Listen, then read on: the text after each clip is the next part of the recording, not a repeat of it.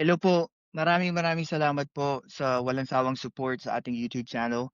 And again, before we start, don't forget to share, like, and subscribe sa ating YouTube channel. Follow us on Facebook, YouTube, and also Spotify sa mga mahilig po makinig ng mga audiobooks. Spotify po, the best way for you to follow our channel. Today po, pag-uusapan natin mga social weather station. And also, he also have a bigger following at meron na din po siyang community that help him propel nakilala po for a lot of communities in the social media space. Gusto ko po siya na din po magpakilala sa kanyang sarili. Please welcome Commander. Libangan ko lang yung social media. So, Mhm. natutuwa lang ako kasi nga 'di ba, kuwento ko nga sa'yo na dati akong writer, ghostwriter, contributor writer sa TV station. Marami marami akong mga curriculum sa buo, mga extra curriculum, mahilig ako sa mga moonlighting. Shoutout muna sa mga bubuli ha, and Team United. Good morning, nandito sila lahat. When I invite people, I always even Commander Churva was asking me kasi kanina when I was talking to him, I told him na may briefing before we do live kasi po sa lahat ng hindi nakakaalam, there's always this pre-briefing na ginagawa ko for them to know and for us to get along bago kami mag-live. And yun nga marami akong natutunan sa background ni Commander Churva and also I didn't know na ganun ka expansive ang kanyang knowledge between prints, article scripts, and also political vlogging. I would say it was amazing for me to know yung background niyo po. And I guess with your background, do you think po at this moment in time, people are more expressive sa kanilang opinion, especially in politics nowadays? Oo, totoo lang. Totoo. Wala na makain. Inuuna Mm. pa yung rally. Kasi ako, dati ako aktivista, pero ako yung Hmm. aktivista na hindi mo makikita sa kalye. Kasi lalaban ako sa katiwalian, pero hindi mo ako makikita sa kalye. Kasi sayang ang oras ko dun. Inisip na magtatrabaho ako, nauubos dun sa kalye maghapon, nagkapera pa ako dun. Marami mga Pilipino talagang sausaw. Pa lang, ang mga tao nagrereklamo kasi may korap. Pero kung tatanungin mo, paano ba nakapasok 'yun sa posisyon at the first place?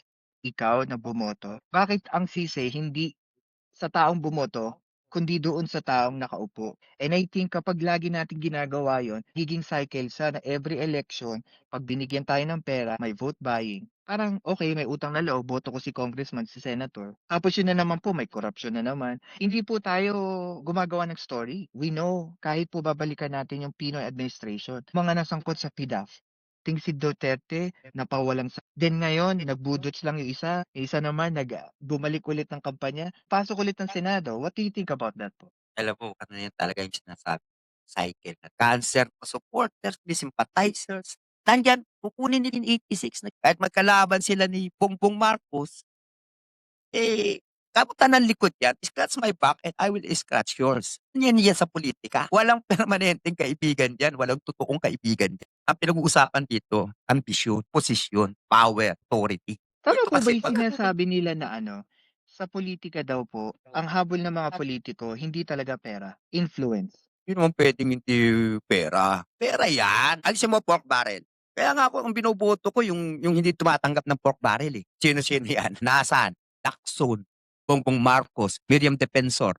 Kung hindi tumatanggap mula nung maupo ng senador 'yan, hindi tumanggap ng pork barrel 'yan. Yun yung binoboto ko. Alisin mo pork barrel, ewan ko kung mapupusta ng milyon-milyon na puhunan 'yan sa kanilang mekanismo para tumakbo ng senador. Kumpara sa milyon-milyon, iba bilyon, naabot na ng bilyon yung puhunan diyan sa politika. Exaggerated naman yung bilyon. Milyon-milyon ang inaabot na puhunan sa kampanya. Kailangan ng mekanismo, eh. Marami nga natatalo ang gagaling, sikat, eh. Pero dahil walang mekanismo, walang painom diyan sa mga tambay. Pera, hindi na nga Totoo, totoo. botante, hindi pa nagbabayad ng tax kasi walang trabaho, walang negosyo, buraot lang. Tapos sila'y nasa kalye, sigaw ng ano pinaglalaban niyo? Wala nga kayong ambag sa gobyerno. Tayo, kagaya ko, nag-aambag ako sa gobyerno, hindi nga ako nagrereklamo. Magsikap ka, so wag mong iaasa sa gobyerno. Ang pag-asenso nasa iyo. Kaya yun yung wala ng patriarch ngayon, wala ng gano'n. Anong Dito tingin niyo po kanya-kanya Commander, anong tingin niyo sa anti-dynasty bill? Kasi iniisip ko lang, yun ang anggulo na sinabi niyo, it's about yung kasi walang mekanismo, pera, pambigay sa mga botante. Nakaakibat ba 'to sa principle na tinatayo ng ibang mga kongresista, which is anti-dynasty bill, kung ito'y maipasa? isa yan ano, talaga dapat, Bakit, Totoo 'di po ba? 'yan. Naalala ko po yung na binibigyan niya ng mga panyero, yung mga obispo yata or pare, na Hmm. tulungan siya para makabalik sa puwesto yung second election niya. What do you think about that? Magandang gobyerno at mataas ang tingin ng mga age ng buong bansa, iba't ibang bansa sa Pilipinas. Ngayon tayo yung pinaka-korap na bansa sa Asia. Dati wala yung kinatatakutan. Kaya ngayon nabubuli na yung property natin, Spratly, et cetera. West Philippine Sea, naaangkin na sa atin, eh. Kasi walang walang tayong power. Bakit? Yung pang-power na napunta na sa bulsa ng mga politiko. Nung panahon ni Marcos, walang mga politiko, gabinete niya o senador, assemblyman pa walang maluho. Kung ano lang, lumang kotse, minsan second hand lang ang kotse nila. Mhm. Bawal. Kasi para sa tao yung pera niya. Kaya kita mo ang lakas ng power na. Kahit sa Amerika, niligawan tayo nila Ronald Reagan. Eh. Si kay Ronald Reagan ko lang nakita na wala akong nakilalang tao sa mundo na pinakamayaman kundi si Ferdinand Marcos. Ferdinand Iba yung dinala ko dati nung eleksyon, hindi ko masyado napag-aralan. Mabalik po there was a recent research po from Okta Research. Ang sabi po dito, sa almost 1,000 plus na in-interview po, ang mga respondent po ay nagsabi, 8 out of 10 daw po, gusto nila ng pagbabago sa pamahalaan. Pero hindi sila nangangarap na bumaba ang nakaupong presidente kahit sa harap ng issue ng flood control project. Ano pong reaction niyo diyan? Actually, ang, survey na 'yan, eh, random lang naman. Random, alam naman natin random 'yan. Ang laki-laki ng populasyon ng ma-interview mo ba lahat 'yan? 'Di Totoo, ba, totoo nasaan po yung 'yan. ng populasyon ma-interview mo lahat 'yan. Kasi galing ako sa survey, nagtrabaho ako sa research company.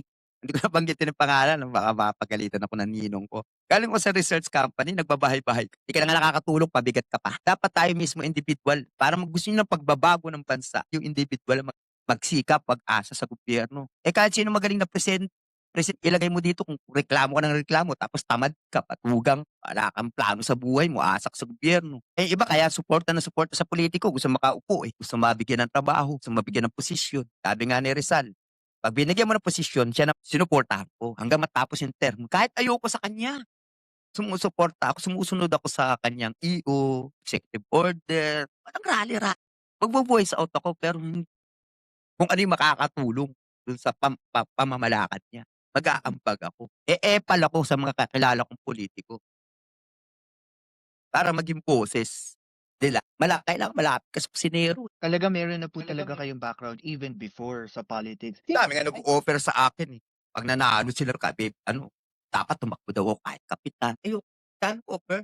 Sila na bahala sa gastos ko lang. Talagang politics. Oo, kailangan ko lang ang gusto ko, yung mga tambay sa'min maubos, Hindi bigyan po ng ba naubos? trabaho, bigyan ng trabaho, 'di Totoo ba? 'yan. Na Dati nasa dumami po ang kalye. Marites at Marisol, sabi nga nila. Commander, another question. Do you still believe parents or essence ng democracy after people power mula nung kay Cory up until now? Dictatorship, dictatorship. Nung natapos na yung na-solve na yung gulo, nagkaroon na ng peace talk, nagkaroon na ng amnesty sa mga rebelde, binawi niya na yung martial law. For ano, for security. Hindi naman siya inalis dahil korap siya, eh. Ba't magko-korap, mas mayaman pa nga, mas may pondo pa nga siya sa pondo ng bansa. At saka mga utang sa iba-ibang bansa na ni Marcos, nababayaran. Ngayon hindi. Utang, ta's utang uli 'pag napalitan ng presidente, may utang. Dati hindi, bago nung pinalitan siya, wala namang utang ang Pilipinas, eh. Asaan? Sasabihin mo ngayon naghihirap ang Pilipinas. Hindi naghihirap ang Pilipinas. Yumayaman ang Pilipinas until now. Bakit? Ang daming nananakaw, eh. Kasi kung mahirap ang Pilipinas, walang magnanakaw. Maangat ang Pilipinas hanggang ngayon, kaya lang kawawa yung nasa baba. Kawawa yung nasa laylayan. Marcos? Yes, 'Di ba? That's why hindi po ako naniniwala talaga na mahirap ang Pilipinas, nakukurap lang. si Cory. Sila nga hindi nila ma-solve yung problema nila sa krimen. Natin inaano yun, pinapakita lang natin dito. Si Cory ba corrupt? Hindi naman. Kasi may mga pera naman yan. Mm. Mayayaman naman. Gusto lang talaga maging leader, power, dahil sa negosyo. Hindi ako anti-elitist. Hindi ako anti-elite, kasi kailangan natin yan, ekonomista. Pero hindi natin kailangan ng oligarko. Ekonomista kailangan natin para magkatrabaho yung mga Pilipino. Hindi naman lahat pwede negosyante, eh. Hindi naman puwede lahat may-ari ng kumpanya. Sino pa magsasaka, sino pa mangingisda, Wala 'di naman. ba? Kung lahat boss. So, kailangan 'yan, eco-balance 'yan, eh, sa mundo, eh. Totoo, balance. Kailangan natin ng mayayaman. Huwag kayong magagalit sa mayayaman. Kaya lang may mga mayayaman na mayaman na swapang pa rin. Gusto pa rin, halos, pati lahat 'to ako meron akong isang negosyante gustong-gusto ko, eh, si Ramon Ang, eh, 'di ba? Flood control na 'yan. Patrabaho niyo sa akin 'yan, wala akong sisingilin sa gobyerno, papayag ka? Puwede. Tapos ano kapalit? Mhm. Wala akong pakialam sa kapalit. Ang importante yung kapakinabangan ng mga Pilipino. Kung vested interest man niya tumakbo sa pulitika, so what? Bakit natin jina-judge siya based sa ano man yoong ginawa nung ibang tao na hindi naman niya ginawa? And kung gawin man niya ng tama yun, sino makikinabang? At also, kung siya'y tumakbo dahil sa ginawa niya, let the people judge, 'di ba? Let them be the judge kung iboboto nila yon, mananalo siya o hindi. Parang yun po yung nakikita ko, it's mostly judging the person, eh. Hindi nila inaalam yung ano ba yung magiging epekto nito sa taong bayan, 'di ba? But, ano pong tingin ninyo from all the things that happened from last year going forward today? Sandali, meron akong babasahin. Sabi ni Daisy Yu, founder niyo tae.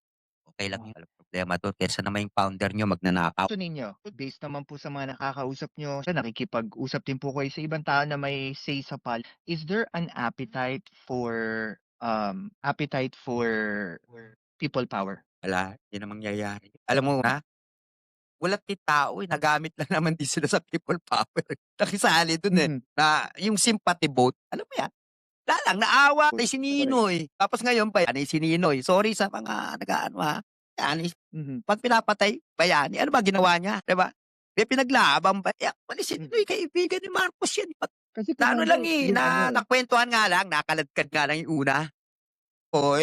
Ako nga nandoon din, eh, during, kudeta, people power rally, nandoon ako, ilang araw ako doon kahit pasok kami, hindi ako pumasok. Dating class ako, so makakita lang ako ng artista, ano pinaglalaban mo, wala, hindi nila alam.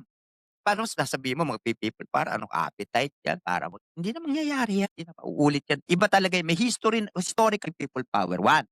Pero people power 2, kopya na naman. Yung Hanggang kay 3, ano, yung 4, kay, nakailan na. ERAP. Oo, wala na mauulit yan, hindi na mauulit yan. Kasi marami talagang mga oligarch na sumuporta ng uno. So, kanya-kanyang parte. Kaya nga po na-coined yung term dati nung 2022 nung nawala si Duterte na kay Marcos, yung paru-paro G. Kasi kung sino yung malakas, sino yung may power or magiging presidente, dun sila nagsisilipatan. Pero tingin niyo po ba yung, dahil 'di ba nawala ang mga dilawan at umusbong yung pink at, balita ko based sa insider report na meron ako, nagkaroon sila ng division, Pero ako totoo sinuportahan ko yan, pinromote ko yan, ginawan pa namin ng jingle yan, ayun, yung Uniteam. unity. Kasi sa'kin, tatakbong presidente si Sara, vice si Bongbong, okey sa'kin. Kung Mhm, tatakbo si Bongbong presidente, si Sara ay vice, okey din sa'kin. Importante wag makaupo ang dilaw. Ngayon noon, eh, disiplinado 'pag hindi mo nagawa assignment mo, hindi ka nakapag-resign, may palo ka sa kamay, okey. Ngayon hindi, mhm. naaano lang ng syok-syok, child abuse, tatanggal na si teacher. Wala ng disiplina, eh. Bakit? Nabago ng mga walang alam sa masa. Yung mga umupo, gawa ng batas, hindi nila nakita yung masa, hindi sila lumaki dun sa masa. Eh, si Marcos pumupunta, si Magsaysay pumupunta sa palengke yan, tumatakas pa yan sa mga bodyguard para lang makaikot makita niya anong kailangan nitong mga mamamayan. Si Marcos pagawa ng may tenement ang mga mahihirap, diyan lang kayo sa ngayon kahit saan, kahit sa ilalim ng tulay may nakatira, eh. Noon walang gano'n. Hmm. Nilalagay ka kahit squatter ka, wala kang matirahan, o dito ka sa tenement. Ilang tenement ang pinagawa ni Marcos? Wala kang makikitang dugyot sa kalsada. Ngayon, wala pakialam ang gobyerno dun. Dati walang batang namamalimos. Masyado na kasing maluwag ang dapat ibalik, i-amyenda, iayos. Kaso At commander ang ang gagawa ng question ko batas, yung diyan may puso.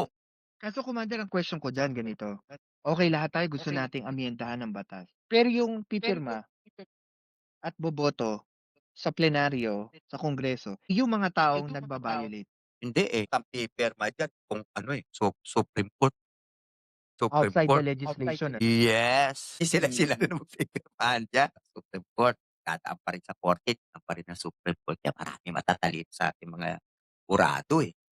Nag-aaway-away si LTO, inaaway dahil wala daw sa batas. Ito naman si LTO nagde-declare ng sarili niyang ang gulo, May dapat disconnect. yung batas na ginawa mo hindi nagko-contradict, sumusunod yung mga ahensya. kagaya ng LTO, DPWH, wala, eh, kanya-kanya kasing batas, eh. Ang habol lang maka-create lang ng batas, pero hindi pinag-aralan. Ang habol kasi komisyon. Parang kanta yan, eh, may royalty fee. Ginamit mo yung kanta ko, meron ako. Gano'n din, ginamit mo yung batas ko, nag-violate ka, meron ako.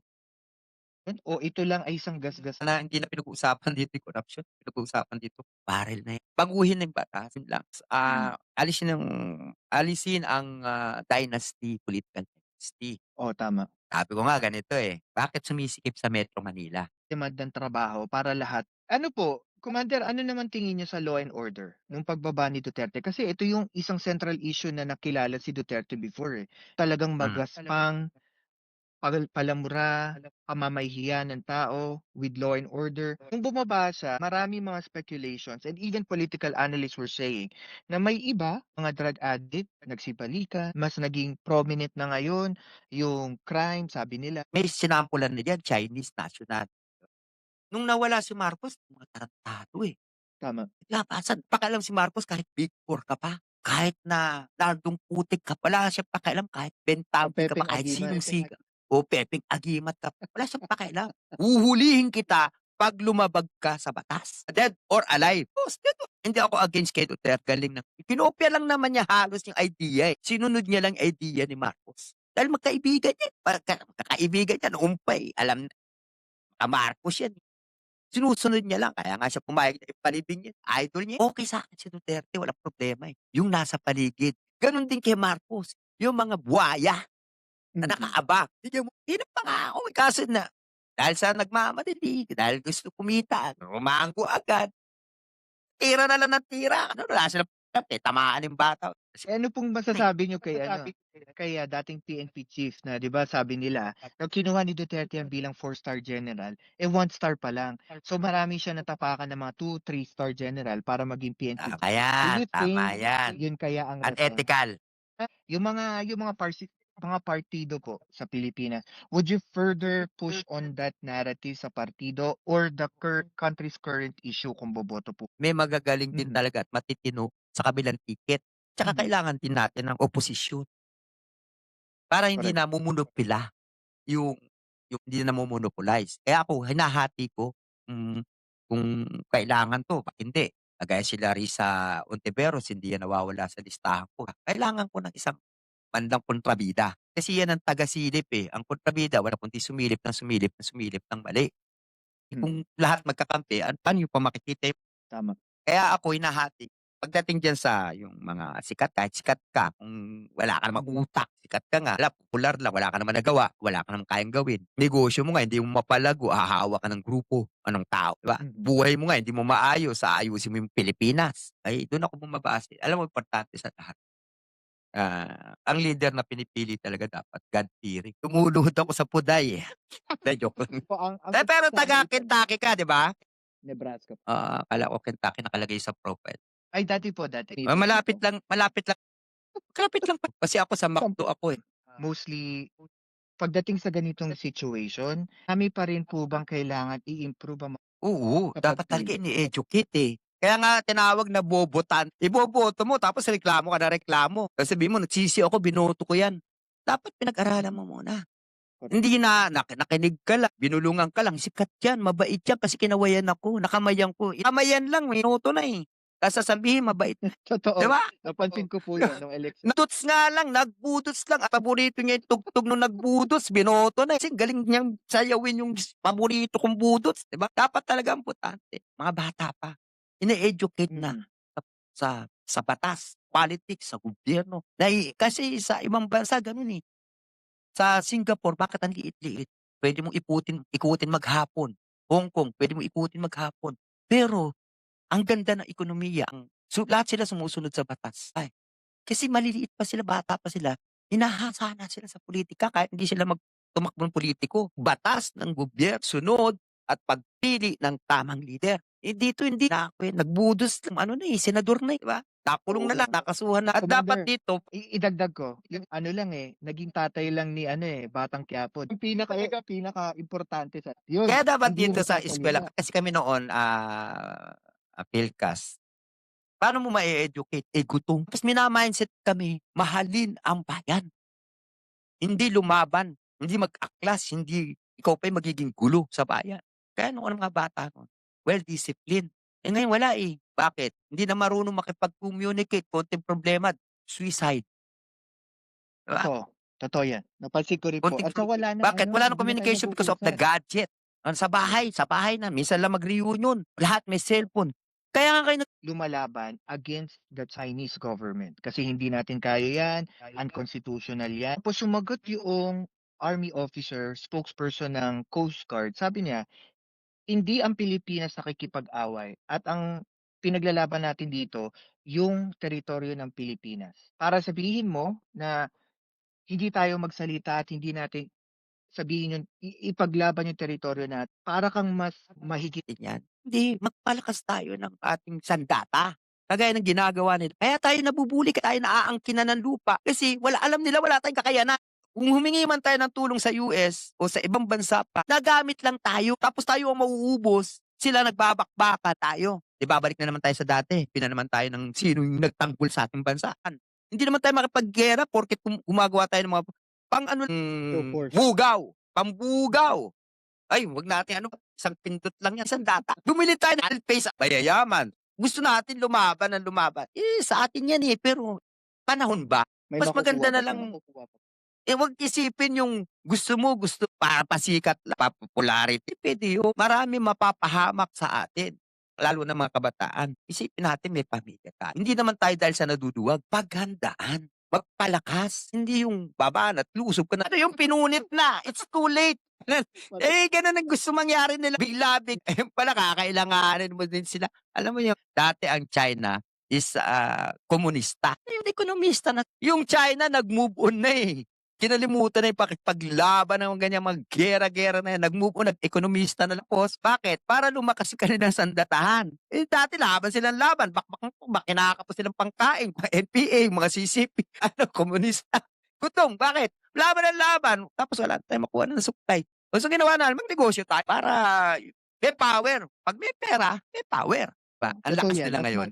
importante may pera ka sa Ngayon, ano buhay. lalaban natin? Wala naman tayong pera. Nasa bulsa ng mga mayayaman.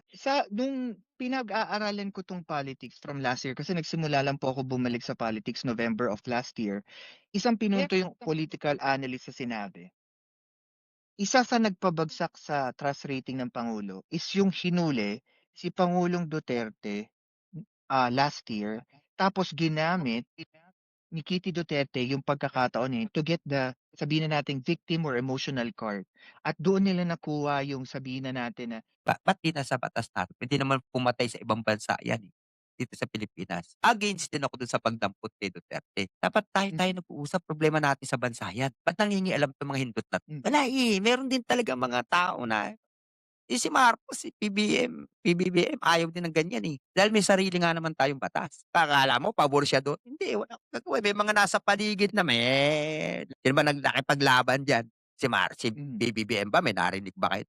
Hindi, wala siyang diyan may gustong kung siya lang niya, dito pagka nag-declare ka sabihin, diktador. Kasi iniiwasan na nga ni Marcos yung matatak ka na diktador dahil sa nangyari sa tatay niya, eh. Kaya anong Mm. ginagawa na lang, trabaho forever. Another question ko itanong sa inyo 'no, sa geography naman ng politics natin, Luzon, Visayas, Mindanao, do you still believe na magiging laro pa rin ng politika sa eleksyon, yung solid North, solid South, at saka yung de facto power ng Visayas? Sabihin na natin, "Oh, mali yung kapatid mo. Anong mga issue binabato mo? Nag-a-addict." Meron ka ebidensya. Totoo. Kapatid mo sinisiraan mo, pangulo ng bansa yan, nirerespeto yan ng iba't ibang bansa, tapos sisiraan mo. Wala kang pakialam sa pamilya mo. Hindi kita boboto, pamilya mo nga nilalaglag mo, kami pa.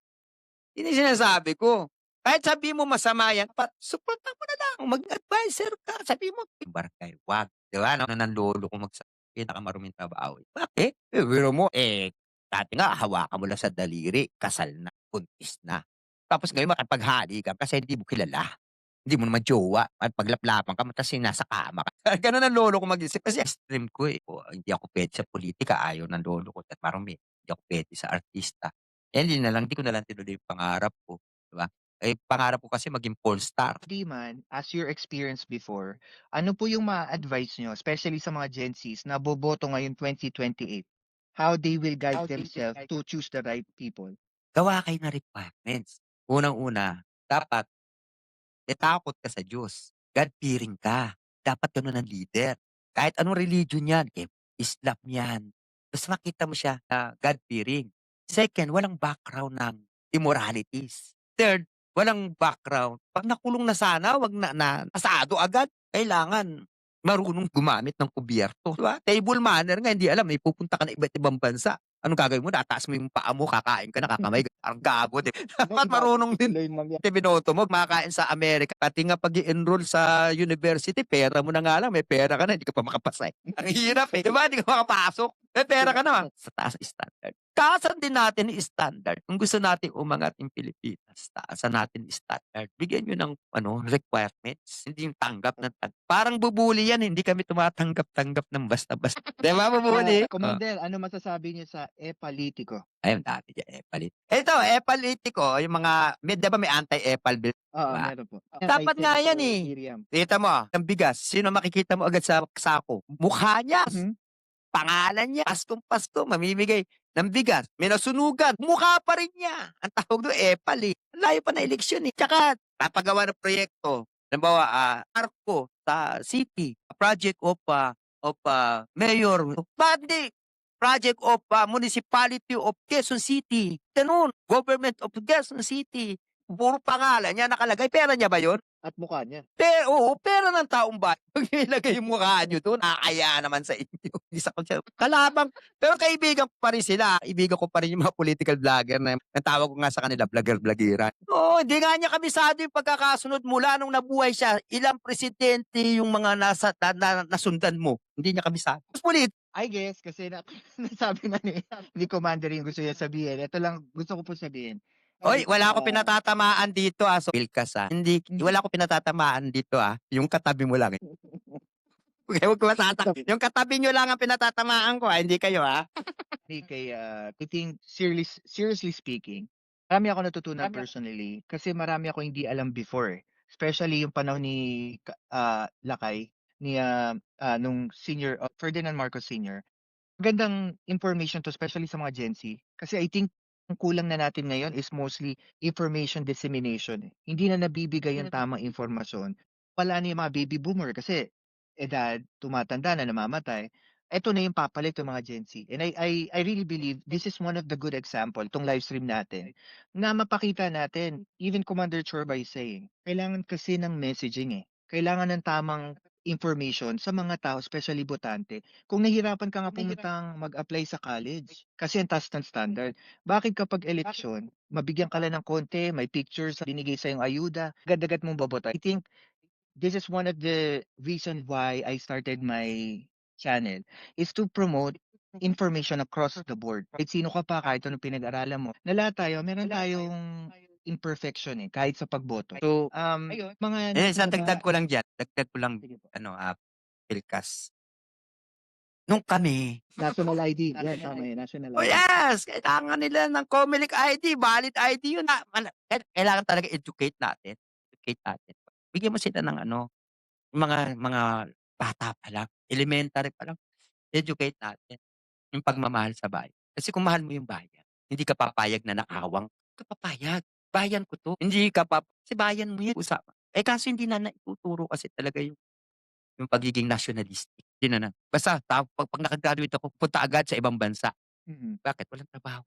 walang Yun na lang, na opportunity ba? makatulong sa pamilya, yun na lang. Pero yung sabihin mong mahal ko yung bayan, wala nang Wala gana. na. Kaya dapat itinuturo para yung mga bata lumalaki na mababait din at masunurin sa batas. Gusto mong umangat sa buhay, gusto mong umangat ng Pilipinas, ikaw paangatin mo yung buhay mo.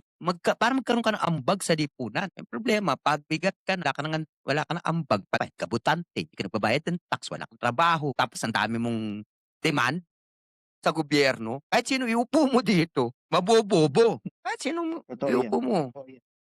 Kagaya ng tupad na 'di ba? Opo, ako personally po maraming salamat at alam kong may contention sa baba, meron silang mga pinag-uusapan. Oo, may Ako po nag-aaway. oo nga po, ito lang po masasabi ko sa channel po natin, Basta Politics, marami po tayong mapag-uusapan. And also, prinsipyo ko po nung bumalik ako sa pagla-live, pagpa-podcast or channel is that I want to give everyone a voice, 'di ba? Express niyo po yung Kami naman, maraming eh, ito salamat lang po. masasabi ko, basta tayo usapang pulitika lang. Hindi ka namin kinukuha, alam ko naman independent ka. Basta dito tuloy mo lang. Content mong 'yan, maganda 'yan. Baka sa pamagitan mo Gen Z ka, pamagitan mo mabago natin kahit konti.